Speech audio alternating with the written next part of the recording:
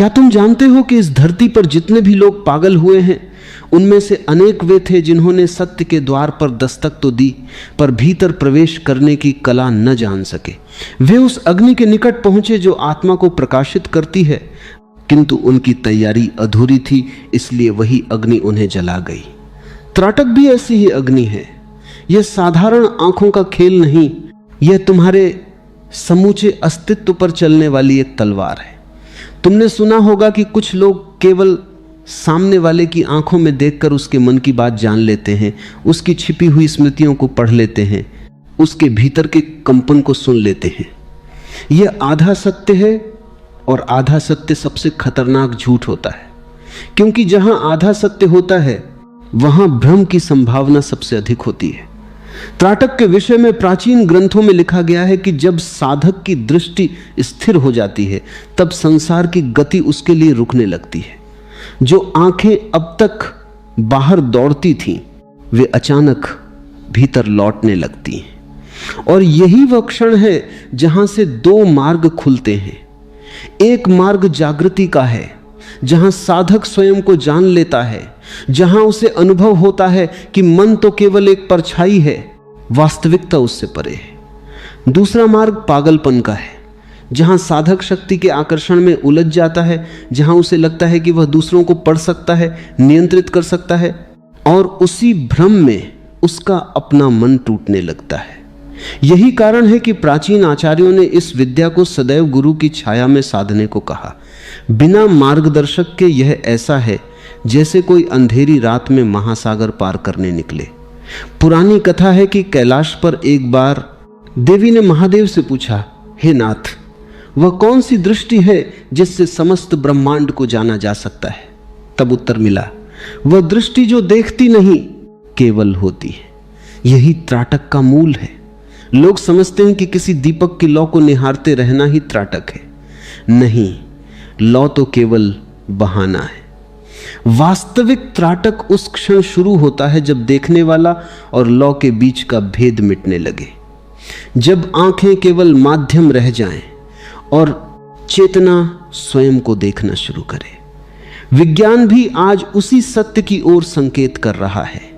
मस्तिष्क में न्यूरॉन्स का एक जाल है जो निरंतर विद्युत संकेतों के माध्यम से विचार उत्पन्न करता है।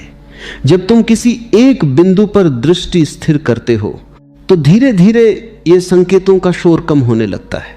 आधुनिक शोध बताते हैं कि गहरी एकाग्रता की अवस्था में मस्तिष्क की तरंगें बदल जाती, बीटा से अल्फा, अल्फा से थीटा। यही वह अवस्था है जहां मन की सामान्य गतिविधि धीमी पड़ती है। लेकिन यदि साधक के भीतर लोभ, भय या अधूरापन है तो यह शून्यता उसे डरा देती है।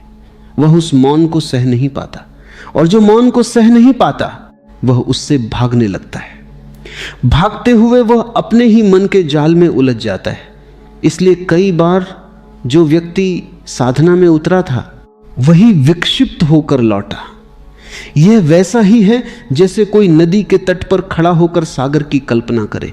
कल्पना सुखद है, पर यदि वह अचानक सागर में कूद जाए तो उसकी लहरें उसे निगल सकती हैं। बुद्ध के जीवन में एक घटना आती है। ज्ञान प्राप्ति से पूर्व वे कई दिनों तक एक वृक्ष के नीचे स्थिर बैठे रहे। उनकी आंखें खुली थीं, पर वे कुछ देख नहीं रहे थे। लोग समझते थे कि वे बाहर देख रहे हैं, किंतु उनकी दृष्टि भीतर उतर चुकी थी। वही सच्चा त्राटक था, जब दृष्टि बाहर से हटकर भीतर के आकाश को देखने लगे। यही कारण है कि जागृति का पहला संकेत है कि तुम्हें दूसरों के मन में रुचि कम होने लगे और अपने मन की प्रकृति को जानने की जिज्ञासा बढ़ने लगे। जो साधक मन पढ़ने की शक्ति चाहता है वह अभी बच्चा है, वह खिलौनों से खेलना चाहता है। पर जो साधक मन के पार जाना चाहता है वही परिपक्व है, क्योंकि दूसरों के मन पढ़कर भी तुम क्या जान लोगे। वहां भी वही भय, वही इच्छाएं, वही स्मृतियां, वही पीड़ा मिलेगी। संसार का हर मन एक ही धूल से बना है, अंतर केवल परतों का है।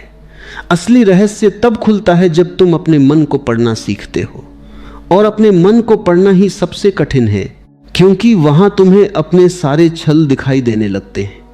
इतिहास में अनेक उदाहरण हैं। प्राचीन तक्षशिला में एक साधक था जो वर्षों तक दीप त्राटक करता रहा। धीरे धीरे उसने लोगों की भावनाएं जानने की क्षमता विकसित कर ली। लोग उसके पास आने लगे, वह प्रसिद्ध हो गया। उसने इस शक्ति को अपना लक्ष्य बना लिया। एक दिन उसने सोचा कि अब वह राजाओं के मन पढ़कर राज्य पर नियंत्रण पा सकता है। कहते हैं उसी रात उसका संतुलन टूट गया। उसने अपने ही मन के इतने स्वर सुन लिए कि पहचान न सका कौन सा उसका है और कौन सा दूसरों का। वह विक्षिप्त हो गया। इसके विपरीत एक अन्य साधक था जिसने वही अभ्यास किया, पर हर बार जब कोई अनुभव आता वह उसे जाने देता। उसने शक्ति को महत्व नहीं दिया। वर्षों बाद वही व्यक्ति इतना शांत हुआ कि उसके पास बैठते ही लोगों के भीतर का कोलाहल शांत हो जाता। उसने किसी का मन नहीं पढ़ा, पर उसके मौन ने सबके मन को पारदर्शी बना दिया। यही अंतर है शक्ति और शांति के बीच, लोभ और मुक्ति के बीच। जब तुम किसी दीपक को एकटक देखते हो तो धीरे धीरे आंखों से आंसू बहने लगते हैं। यह केवल शारीरिक क्रिया नहीं, यह प्रतीक है कि भीतर की जमी हुई धूल पिघल रही है। आंखें शरीर की खिड़की हैं, इनके माध्यम से चेतना बाहर बहती है। जब तुम इन्हें स्थिर करते हो तो यह ऊर्जा वापस लौटने लगती है। यही कारण है कि प्राचीन योगियों ने इसे अमूल्य साधना कहा। लेकिन उन्होंने साथ ही चेतावनी भी दी कि यदि साधक के भीतर करुणा नहीं है, यदि उसका हृदय प्रेम से रिक्त है, तो यह ऊर्जा उसे कठोर बना देगी। वह देखने लगेगा पर समझ न पाएगा, जानने लगेगा पर स्वीकार न कर पाएगा, और ज्ञान बिना करुणा के अभिशाप बन जाता है। क्वांटम विज्ञान कहता है कि देखने वाला ही वास्तविकता को बदल देता है। जब वैज्ञानिक सूक्ष्म कणों को देखते हैं तो उनका व्यवहार बदल जाता है। यह अद्भुत है। हजारों वर्ष पहले ऋषियों ने यही कहा था कि दृष्टा ही जगत का निर्माता है। तुम जैसा देखते हो वैसा संसार बनता है। यदि तुम्हारी दृष्टि भय से भरी है तो हर ओर खतरा दिखेगा। यदि तुम्हारी दृष्टि प्रेम से भरी है तो हर ओर संभावना दिखेगी। त्राटक का अंतिम उद्देश्य दृष्टि को इतना निर्मल करना है कि वह किसी विकार से रंगी न रहे। तब जो देखा जाएगा वह सत्य होगा। शिव के तृतीय नेत्र की कथा भी यही संकेत देती है। जब कामदेव ने उन्हें विचलित करना चाहा तो तृतीय नेत्र खुला और कामदेव भस्म हो गया। इसका अर्थ यह नहीं कि इच्छा का विनाश हो गया। इसका अर्थ है कि जब चेतना की उच्चतम दृष्टि जागती है तब वासना का सम्मोहन स्वयं समाप्त हो जाता है। त्राटक उसी तृतीय नेत्र की तैयारी है। पर याद रखना, तृतीय नेत्र खुलना शक्ति प्राप्त करना नहीं है, यह स्वयं का विलय है। जैसे दीपक की लौ सूर्योदय में अपना अस्तित्व खो देती है, वैसे ही व्यक्तिगत मन विराट चेतना में खो जाता है। तभी सच्ची मुक्ति है। और यदि तुम इस साधना में उतरते हो केवल इसलिए कि तुम किसी का मन पढ़ सको, किसी को प्रभावित कर सको, तो तुम उसी क्षण भटक गए। क्योंकि जहां उद्देश्य बाहरी है वहां यात्रा भीतर तक नहीं पहुंचती। भीतर जाने के लिए तुम्हें खाली होना होगा। जैसे आकाश खाली है तभी उसमें तारे चमकते हैं। जैसे बांसुरी खोखली है तभी उसमें संगीत जन्म लेता है। वैसे ही साधक को भीतर से रिक्त होना पड़ता है। यही सबसे कठिन है। मन भरा रहना चाहता है, विचारों से, इच्छाओं से, उपलब्धियों से। वह शून्य से डरता है क्योंकि शून्य में उसका अंत है। और त्राटक तुम्हें उसी शून्य के द्वार तक ले जाता है। वहां पहुंचकर या तो तुम समर्पित हो जाओगे या भयभीत होकर लौट आओगे।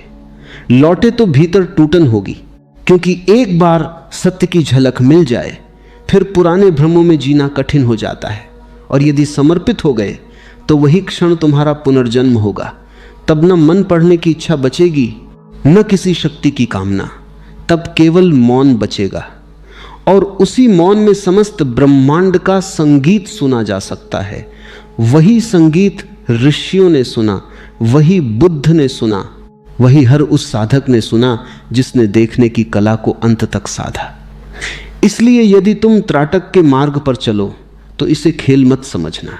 ये अग्नि है, यह तुम्हें तपाएगी, तुम्हारी परतें उतारेगी, तुम्हारे भ्रम तोड़ेगी, और अंत में यदि तुम टिके रहे तो तुम्हें उस बिंदु तक ले जाएगी जहां देखने वाला भी मिट जाता है, वहां केवल देखना शेष रहता है। और वही परम जागरण है, वह मौन है जिसमें समस्त प्रश्न स्वयं गिर जाते हैं, जैसे पतझड़ में सूखे पत्ते वृक्ष से गिरते हैं। तब न शक्ति का मोह रहता है, न पागलपन का भय। तब केवल एक अथाह शांति रह जाती है, ऐसी शांति जिसमें समस्त ब्रह्मांड श्वास लेता है और साधक पहली बार जानता है कि वह कभी अलग था ही नहीं।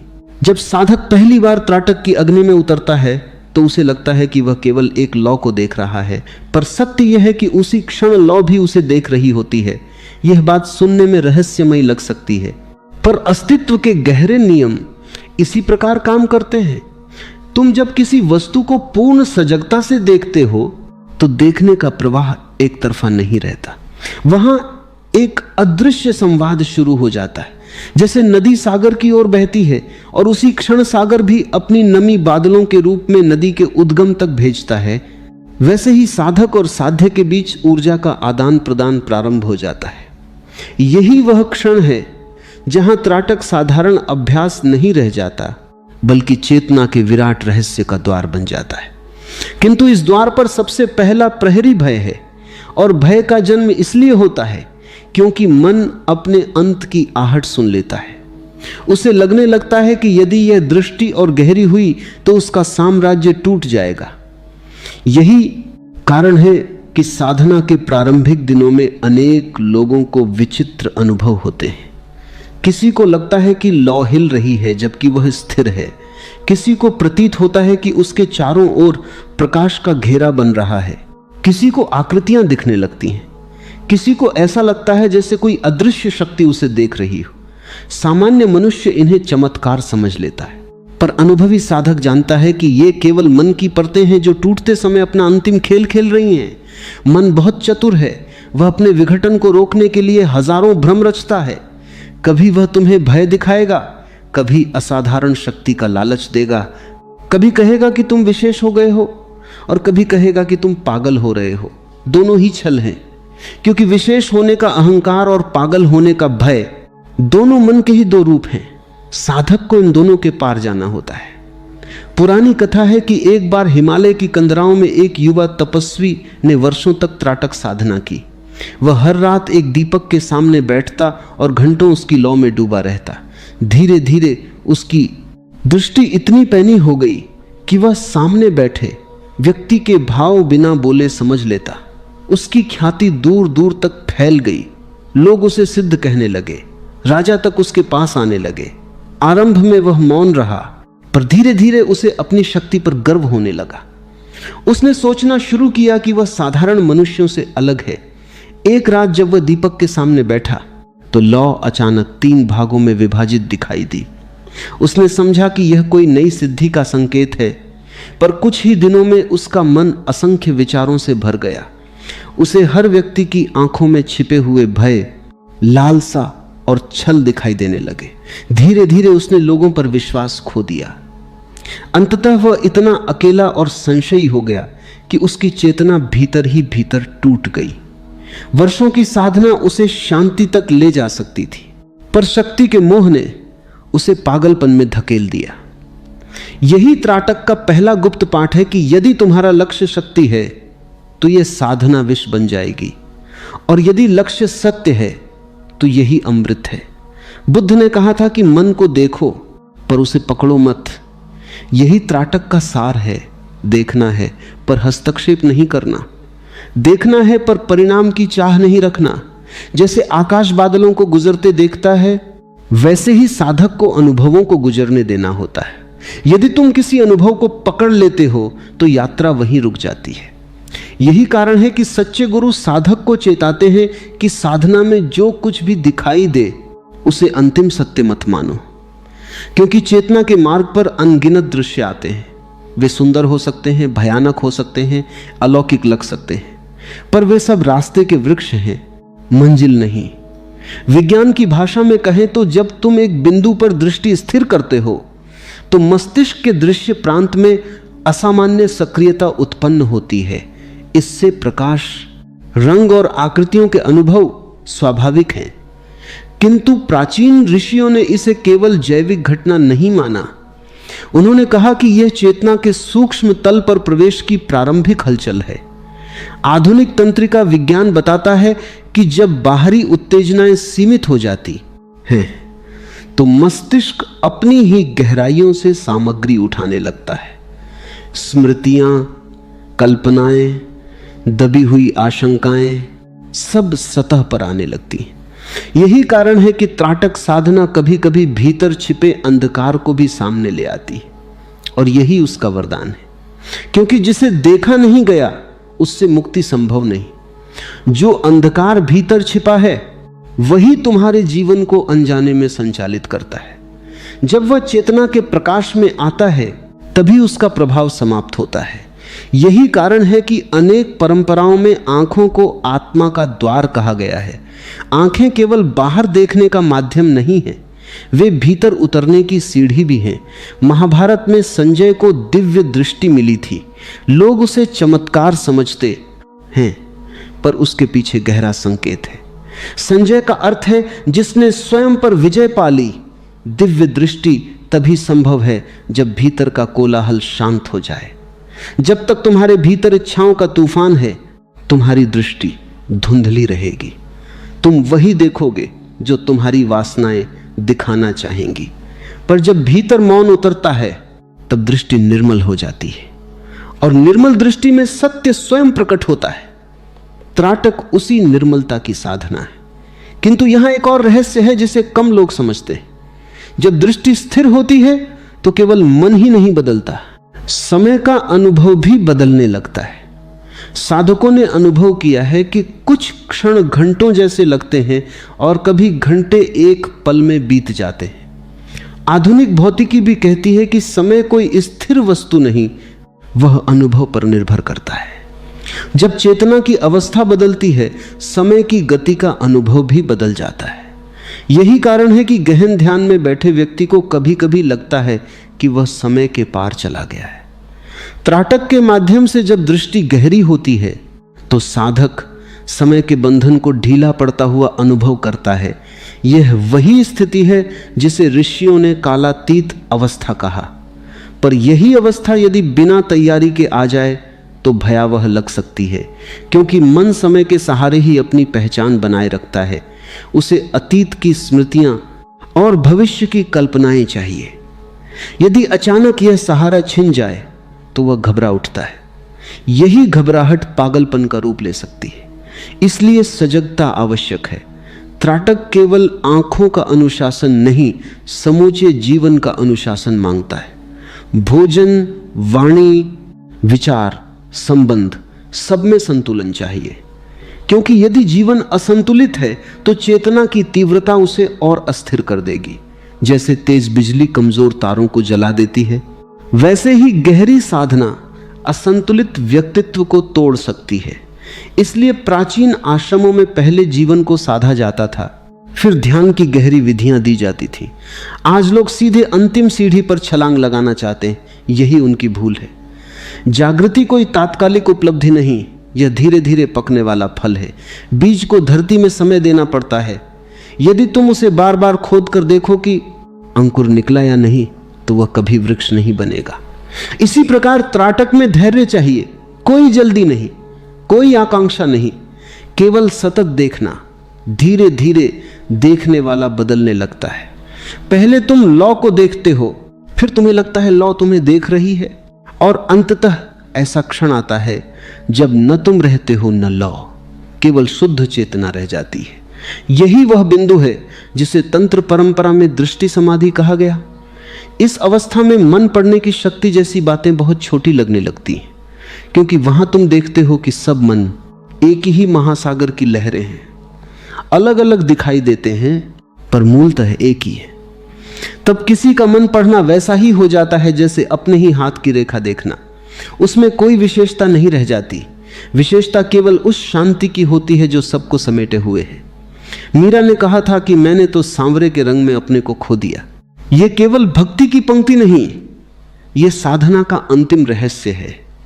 जब तक तुम अलग हो भय है, जब विलय हो जाता है तब न पागलपन बचता है न शक्ति का मद। केवल प्रेम बचता है और प्रेम ही अंतिम सुरक्षा है। यदि तुम्हारी साधना तुम्हें अधिक करुणा में नहीं बना रही, अधिक सरल नहीं बना रही, अधिक मौन नहीं बना रही, तो समझो कुछ गलत हो रहा है। क्योंकि सच्ची साधना का फल अहंकार नहीं, विनम्रता है। जितना गहरा अनुभव उतनी अधिक सहजता। ऋषि इसलिए महान थे क्योंकि उन्होंने अपने अनुभव को कभी प्रदर्शन नहीं बनाया। वे जितना जानते गए उतने ही मौन होते गए, क्योंकि सत्य शब्दों में नहीं समाता, उसे केवल जिया जा सकता है। इसलिए यदि तुम त्राटक के पथ पर चलो तो दीपक की लौ को केवल लौ मत समझना, उसे दर्पण मानना। उसमें तुम्हारा चेहरा नहीं, तुम्हारा समूचा अस्तित्व प्रतिबिंबित होगा। जो कुछ तुम हो वह सब उसमें प्रकट होगा। यदि भीतर भय है वह दिखेगा, यदि भीतर लालच है वह दिखेगा, यदि भीतर प्रेम है वह भी दिखेगा।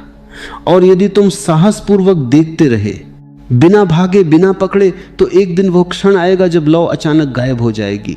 आंखें खुली होंगी पर देखने को कुछ न होगा। वहां केवल असीम शून्य होगा। उस शून्य से मत डरना, वही तुम्हारा वास्तविक घर है। वही वह गर्भ है जहां से समस्त चेतना जन्म लेती है। उसी शून्य में उतरकर साधक पहली बार जानता है कि पागलपन और परम ज्ञान के बीच दूरी बहुत कम है। दोनों ही मन के टूटने से जन्म लेते हैं। अंतर केवल इतना है कि पागलपन में टूटन अचेतन होती है और जागृति में वही टूटन पूर्ण सजगता के साथ घटती है। एक में व्यक्ति बिखर जाता है, दूसरे में विलीन होकर विराट हो जाता है। यही त्राटक का दूसरा रहस्य है। यह तुम्हें तोड़ेगा ही। प्रश्न केवल इतना है कि तुम टूटकर बिखरोगे या टूटकर मुक्त हो जाओगे। और इस निर्णय का आधार तुम्हारी सजगता है। इसलिए दीपक के सामने बैठो तो केवल आंखें मत खोलो, अपना हृदय भी खोलो। क्योंकि आंखें यदि देखती हैं और हृदय बंद है तो साधना अधूरी रह जाएगी। पर यदि आंखें देखती हैं और हृदय समर्पित है तो वही लौ तुम्हें उस मौन तक ले जाएगी जहां समस्त प्रश्न स्वयं जलकर राख हो जाते हैं। और राख से उठती है वह शांति जिसे जानकर ऋषि मुस्कुराते थे, जिसे छूकर बुद्ध मौन हुए, जिसे अनुभव कर शिव समाधि में डूबे, और जिसे जान लेने के बाद फिर कुछ जानना शेष नहीं रहता। कहते हैं कि जब किसी साधक की दृष्टि पहली बार भीतर की ओर मुड़ती है तब उसे लगता है जैसे वह किसी अनजानी सुरंग में प्रवेश कर रहा हो, जहां प्रकाश भी है और अंधकार भी, जहां आकर्षण भी है और भय भी, जहां मुक्ति का वादा भी है और विघटन की संभावना भी। यही त्राटक का तीसरा रहस्य है। यह साधना तुम्हें उस सीमा तक ले जाती है जहां तुम्हारा जाना पहचाना संसार समाप्त होने लगता है। जो कुछ अब तक तुम्हें सत्य प्रतीत होता था वह धीरे धीरे अपनी पकड़ खोने लगता है।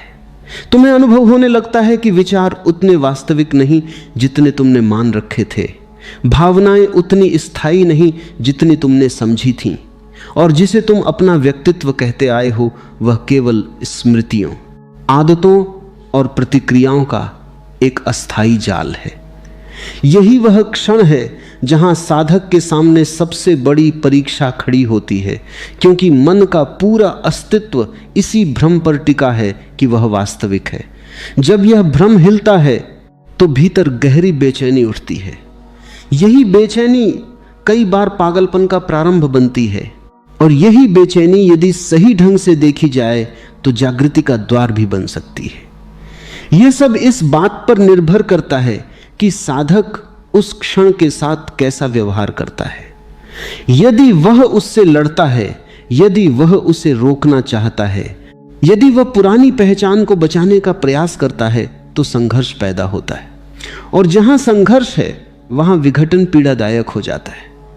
पर यदि वह समर्पण करता है, यदि वह उस टूटन को स्वीकार करता है, यदि वह बहते जल की तरह स्वयं को अस्तित्व के हवाले कर देता है, तो वही टूटन नवजीवन का जन्म बन जाती है।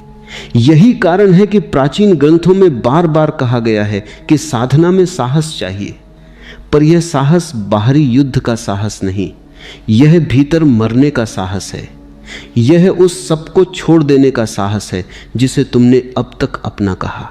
एक प्राचीन कथा है। वाराणसी के समीप एक वन में एक वृद्ध साधु रहते थे। कहते हैं कि वे प्रतिदिन रात्रि के तीसरे प्रहर में गंगा तट पर एक दीप जलाकर बैठते और उसकी लौ में घंटों डूबे रहते।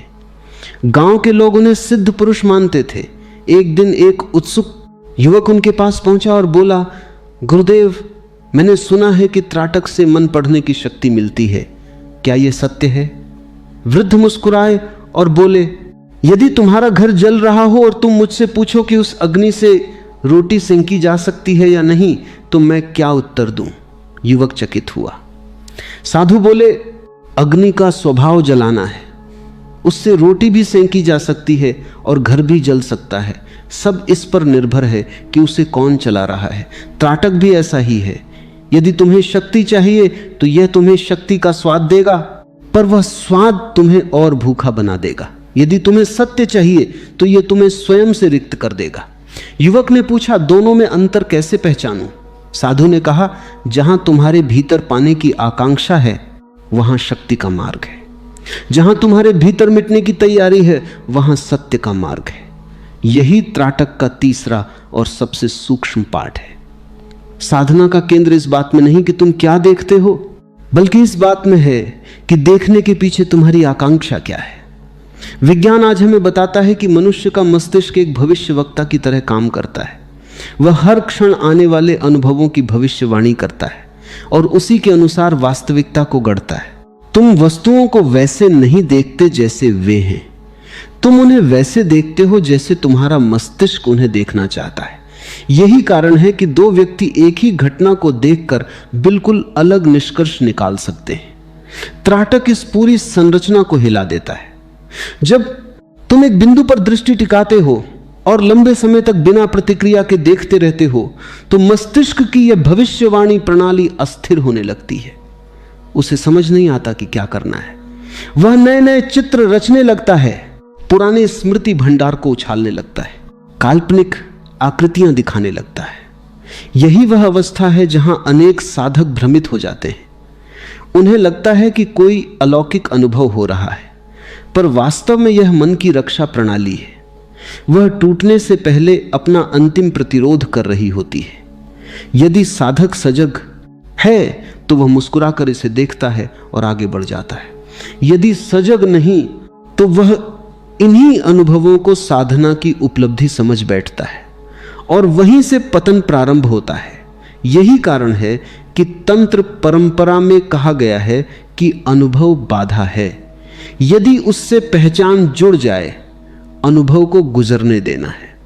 जैसे आकाश पक्षियों को गुजरने देता है, वैसे ही चेतना को सब अनुभवों को गुजरने देना चाहिए। इसी संदर्भ में शिव और सती की एक गहन कथा याद आती है। जब सती ने अपने पिता के यज्ञ में अपमानित होकर अग्नि में स्वयं को समर्पित किया तो शिव मौन हो गए। उन्होंने संसार से दृष्टि हटा ली और समाधि में चले गए। इस कथा का गहरा अर्थ है, जब बाहरी संसार का आकर्षण और पीड़ा दोनों अपनी सीमा पर पहुंच जाते हैं, तब चेतना भीतर लौटती है। वही लौटना समाधि का प्रारंभ है। त्राटक इसी लौटने की विधि है। आंखें बाहर खुली रहती हैं पर चेतना भीतर डूबने लगती है, और जब भीतर की यात्रा गहरी होती है तब तुम्हें अपने ही अस्तित्व के अनेक स्तर दिखाई देने लगते। पहले शरीर का स्तर, फिर विचारों का, फिर भावनाओं का, फिर स्मृतियों का, और अंततः एक ऐसा स्तर जहां कुछ भी नहीं बचता। यही शून्य है और यही सबसे बड़ा भय जन्म लेता है, क्योंकि शून्य का अर्थ है कि अब तुम्हारे पास पकड़ने को कुछ नहीं। मन इसी पकड़ पर टिका है। उसे कोई विचार चाहिए, कोई पहचान चाहिए, कोई कहानी चाहिए। यदि सब छिन जाए तो वह कांप उठता है। यही कांपना पागलपन की दहलीज है। पर यदि साधक उसी क्षण स्थिर रह जाए, यदि वह कांपते हुए भी भागे नहीं, तो शून्य धीरे धीरे भय से आनंद में बदलने लगता है।